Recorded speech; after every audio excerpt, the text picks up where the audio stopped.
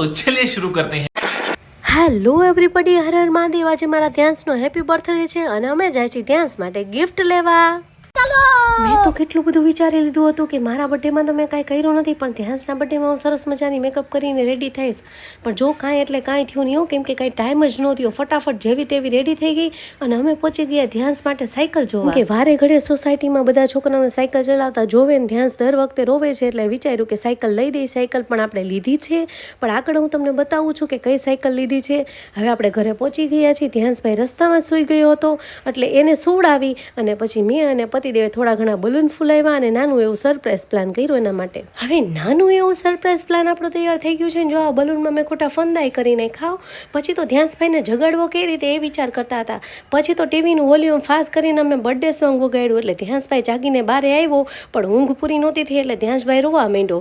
પછી તો ફાઇનલી ભાઈ થોડી વાર પછી જોયું અને પછી સાયકલનું ફાઇનલી ઓપનિંગ કરી નાખ્યો મારા કલેજા।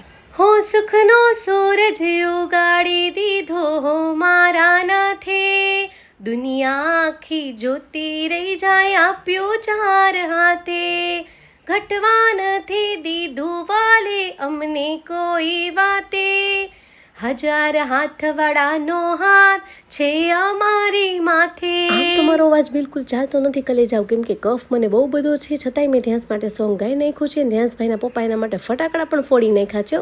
આ નાનું એવું અમારું સેલિબ્રેશન હતું, નાનું એવું સરપ્રાઈઝ હતું ધ્યાન્સભાઈ માટે, અને સાયકલ ઉપર બેસાડી અને ધ્યાન્સભાઈના થોડા ઘણા ફોટા ક્લિક કરી માટે નાની એવી કેક પણ મંગાવી હતી। હવે આપણે કેક કટિંગ કરી નાખીએ અને હું ધ્યાન્સ માટે એક સોંગ ગાઈ નાખું। Happy birthday to you, happy birthday to you, happy birthday dear ધ્યાંશ, happy birthday to you। ધ્યાંશ પૂરા 2 વર્ષનો થઈ ગયો છે અને ઇન્સ્ટાગ્રામ, ફેસબુક, વોટ્સઅપ બધી જગ્યાએ જેટલા પણ લોકોએ ધ્યાંશને બર્થડે વિશ કરેલું છે એ બધાનો હું દિલથી આભાર માનું છું। Thank you.